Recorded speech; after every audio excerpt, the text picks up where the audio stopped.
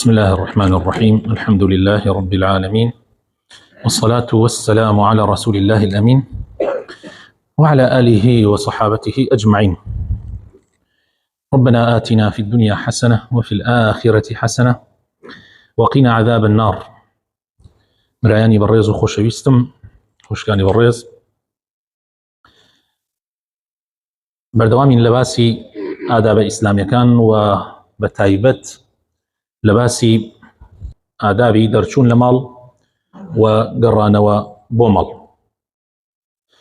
گەیشتینە خاڵی نۆیەم، وتمان لە ئادابی ئینسانی موسڵمان ئەوەیە کاتی ئەگەڕێتەوە بۆ ماڵ قسەی جوان و شیرین و خۆش بکە لەگەڵ ماڵ و مناڵیە. زۆر بەداخەوە هەندێک لە موسڵمانان لە دەرەوە قسە خۆشن، قسە نەرمن، گفت خۆشن، گفت شیرینن، بەڵام کاتی دێنەوە بۆ ماڵ سبحان الله دەمچاویان شەڕی لێ ئەبارێ، زوانیان دوور لە ڕووی جەنابتان و مزگەوتەکە پیسە، کردارەکانیان لە کرداری ئینسانی موسڵمان ناچێ. ڕێک عکسی حەدیسەکەی پێغەمبەر صلی الله عليه وسلم کە ئەفەرمێ باشترین کەستان ئەو کەسەیە کە بۆ ماڵ و مناڵی خۆی باش بێ. ئەم لە دەرەوە بۆ هەموو خەڵک باشە، بەس سبحان الله بۆ ماڵ و مناڵی خۆی خراپ. من خەڵکم بینیوە جگە لە ڕەوشت، یعنی زمان و دەست کە زۆر زۆر بۆ ماڵ و مناڵی خۆی خراپ بووە. واللهی کاتێ ژنەکەی یان مناڵەکانی لە لای خەڵک و توانە باوکمان خراپە، کەس باوەڕی نەکردە، جەنا حەی برا ماشاء الله ئەڵێ کەلەی شەکەرە، چۆن خراپە؟ ڕاستە کەلەی شەکەرە بەڵام لە دەرەوە، بەس لە ماڵەوە ئاگرە. هەنێک کەسێک کاتێک کە خێزانەکەی یان مناڵەکانی تەلەفۆن بۆ منەکەن و ئەڵێن ئێمە محتاجین و پێویستمان بە یارمەتیە، چونکە لە ماڵەوە باوکیان بە هیچ شێوەیە هاوکاریان ناکات، یعنی نییە بەدەمیانەوە مەسروفیان بە تەواوەتی ناکە. من عەجایب ماتووە، چونکە ئەو پیاوە لە دەرەوە زۆر بەخشیندەیە، زۆر بەخشیندەیە لە خێرکردن و زەکاتدان و بەدەمەوە چوونی فەقیر و هەژاران و دروستکردنی مزگەوت و هەموو کارێکی خێر هیچ عیبێکی نییە، بەس لە مەسروفکردنە بۆ ماڵ و مناڵی خۆی سفرە، نەک لە ئیسرافە، چونکە ماڵ و مناڵەکەی لە جۆری ئیسراف نین، یعنی کەسانی یعنی مسریف نین. هەنێک کەسێ ژن وا هەیە زۆر ئیسرافەکە، پیاوەکەی یعنی حەز ناکات ئەوەندە ئیسرافەکە، ناڕواتە دەمیەوە، یا مناڵەکانی زۆر زیادە ڕەویەکەن. نە والله حتى لە شتە زەڕوراتەکانی ژیان، لە شتە زەڕوراتەکانی ژیان ئەو بەدەمیانەوە نییە.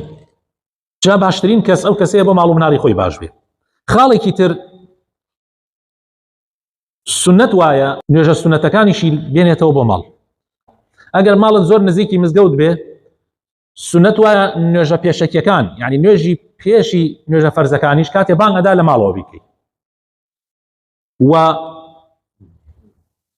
نوێژی دوای نوێژە فەرزەکانی هەر لە ماڵەوە بکەیت. بەڵام هەنێک کەسمان هەیە ماڵیان تۆزێ دوورە، ئەترسێ نوێژە جەماعەتەکە و خێری جەماعەتەکەی لەدەست دەرچێت، قەینا نوێژە پێشەکیەکان، نوێژە پێشەکەکانت لە ماڵەوە مەکە لە مزگەوت بیکە، بەڵام نوێژی دوای نوێژە فەرزەکان باش وایە لە مزگەوت نەیکەی، لە ماڵەوە بیکەی، بۆ ئەوەی ببی بە پێش نوێژیش بۆ ماڵ و مناڵەکەی خۆت. چەند خۆشە هەموو جارێک مناڵەکانت چاوەڕێت بکەن، بڵێنەوەی سە باوکمان دێتەوە، بە تایبەت کچ و خێزانەکەتیش جەماعەتمان بۆکە، تۆ ئەبی بە پێش نوێژ بۆیان دوو ڕکاتت ماوە، ئەو دوو ڕکاتە ئەەکەیت و ئەوانیش لە پشتەوە نوێژەکەن و کە تو سەلامت داوە ئەوان هەڵەستنەوە نوێژەکە تەواوەکەن ئەگەر نوێژی سێ ڕکاتی چوار ڕکاتی. ئەمەش ئینسانی موسڵمان نابێ خۆی لێ بێ ئاگا بکە. خاڵێکی تر خۆشەویستەکانم، قورئان خوێندن لە ماڵە زۆر گرنگە. هەنێک کەسمان هەیە قورئانە خوێنێ، دەستخۆشیشی لێ یەکەین، بەڵام تەنها لە مزگەوت، لە مزگەوت دێ زۆر بە جددی قورئانە خوێنێ، لە مزگەوت تا دێ زۆر بە جددی قورئانە خوێنێ، و بەردەوام حسەیەکی هەیە پێش نوێژەکان و دوای نوێژەکانیش، بەڵام کاتێک ئەڕواتەوە بۆ ماڵ لماڵە تەنانەت قورآانی کێ دەمی نەکردوێتەوە ئەوە خراپە. پێغەمبەری خوا ئەفەرمێ صلی الله عليه وسلم ئەفەرمێ ماڵەکانتان مەکەنە قەبرستان کە قورآانی تیان نەخوێنن، چونکە لە قەبرستانە قورآن ناخوێنرێ. ئینسان ئەبێ لە ماڵی خۆیان دائیمەن وردێکی ڕۆژانەی هەبێ، ئیتر چارەکێکە 10 دقەیە 20 دقەیە تایە قورآن بخوێنێ. و بە تایبەت سوورەتی ئەلبەقەرە، سوورەتی ئەلبەقەرە براینە ئەوانەتان کە خوێنواریتان هەیە لای کەمەکەی 3 ڕۆژ جارێ سوورەتی ئەلبەقەرە تەواو بکەن لە ماڵی خۆتانە لە ناو ماڵتان، چونکە شەیطان کاریگەری نییە لە ماڵێکا سوورەتی بەقەرەی تیا بخوێنرێ. زۆر زۆر ضرورە ئێمە ئەو سوورەتە بخوێنین و هەموو قورآنیش طبعا بە تایبەت ئەو سوورەتە. ئادابێکی تر لە ئادابەکانی ناوماڵ ئەوەیە خۆشەویستەکانم وێنە لە ناو ماڵە هەڵنەواسی، وێنە هەڵواسین لە ناو ماڵە مخالفە خۆشەویستەکان مخالفە. رسول الله ئەفەرمێ صلی الله عليه وسلم مەلائیکە ناچێتە ماڵێکەوە کە وێنەی تایە هەڵواسرا بێ، یعنی مەلائیکە ناچێتە ماڵێکەوە وێنەی تیا بێ. طبعا وێنە لێرە کاتێ باسی وێنەکەین وێنەی گیاندار، ئەوەی کە سەری هەیە ئەوەی کە گیاندارە، ئەگەنا وێنەی طبیعی اعتیادیە، وێنەی سروشت اعتیادیە، بەس وێنەی حیوانێک یان ئینسانێک کە سەری هەبێ بە تایبەتی سەر نابێت و ئەمە مخالفی سنەتی پێغەمبەر صلی الله عليه وسلم. براینە هەر کەسێ گومانی هەیە لەوەی کە من ئەیڵێم بڕوا تەماشاکە 10 حەدیث ئیمامی نەوەوی ئەیهێنێتەوە لە کتێبی ڕیاض الصالحین لە دوای یەک 10 حەدیث لەسەر حرامبوونی وێنە و هەڵواسینی وێنە لە ناو ماڵە، هەمووشی حەدیثەکان صحیحن لە بوخاری مسلمە تەخریج کراون. بەڵێ یەکێکی تر لە ئادابەکانی ناوماڵ ئەوەیە کە لە ماڵەوە سەگ ڕاگیر نەکەی دوور لە ڕووی جەنابتان، دوور لە ڕووی مزگەوت. لە حەدیث هاتووە پێغەمبەری خوا صلی الله عليه وسلم فەرمێ مەلائیکە ناچنە ماڵێکەوە وێنەی تیا بێ یان سەگی تیا بێ. بەداخەوە ئێستا تازە لە هەندێک وڵات بە شانازیەوە سەگێکیان لە ماڵە توڵەیەکیان لە ماڵە ڕاگیر کردووە. راینەمە نازان ئەمە لەکوێی ئیسلامە شتی وا هەیە؟ سەگ ڕاگرتن بۆ حرەسیات دروستە بەس نابێ بهێنیتە ماڵەوە، بەڵام ئەویش بۆ حرەسیاتێکی زەرور یان بۆ ڕاوکردن وەکو تانجی دروستە، بەڵام کولانەیەکی بۆ بکەیت و لە دەرەوەی ماڵەوە بێ. هێنانەوەی بۆ ناو ماڵ و تێکەڵ بە ماڵ و مناڵ بێ ئەمە خولوق و ڕەوشتی کافرەکان و بێگانەکانە، هەرگیز لە ڕەوشی ئینسانی مسلمان نییە. لە حەدیث هاتووە پێغەمبەری خوا صلی الله عليه وسلم ئەفەرمێ هەر کەسێ سەگی ڕاگیر کە بەڵام سەگی ڕاو نەبێ و سەگی حرەسیات نەبێ گشت ڕۆژێ 1 قیرات لە کردەوەکانی کەمەکە. تۆ نوێژی جەنازە ئەکەی لەبەر ئەوەی ڕۆژی قیراتێک دەستکەوێ، ئەکەویتە شوێنی جەنازە تا ڕۆژی قیراتێ خێرت دەستکەوێ. ڕۆژی قیراتێ لە کردەوەکانت کەمەکە، کام لە ئێمە ئامادەیە ڕۆژی 1 قیرات کردەوەی کەمکە لەبەر خاتر توڵەیە یان سەگە لە ماڵە ڕاگیری والله نازانم. بەخوا من چوومەتە ماڵی مسلمانی وا هەیە خوا خۆی ئاگدارە پشیلەیان هەبوو، ها پشیلە ئێمە تر نەمتوانین نامخۆم لە ماڵە، یعنی پشیلە هاتووە و چووە ناو ماڵە خۆ من لەوانەیە حەڵال بێت بەڵام بەو دەرەجە نە، یعنی بەرەڵایکەی سەر بکاتە هەموو شتێکە، یعنی نازانم خەڵک چۆن شتێکی زۆر پیس و ناشرینە دوو لە ڕووی جەناتە. ئینسان کە لە ماڵایە ئەگەر تەنیا بێ با لەخوا بترسێ هەوڵ بدەن قەت لە ماڵە تەنیا نەبن، تەنیایی بەس بۆ خوا باشە، قەت تەنیا مەبن لە ماڵە. ئەگەر لە ماڵیشە تەنیا بن ئینسان مراقبەی خوا بکە و چادەری خوا بکە و لەخوا بترسێ و خۆی دوور بگرێ لە حرام و لە گوناح. بەڵام تەنیایی لە ئیسلامە شتێکی باش نییە، تەنیایی لە ئیسلامە شتێکی باش نییە، بە تایبەتی شەوان بە تەنیا بمێنیتەوە لە ماڵە. خۆ ئینسانی مسلمان ناترسێ لە غەیری خوا، یعنی مەبەستم ترس نییە، هەر باش نییە، شتێکی باش نییە، مەرغوب نییە.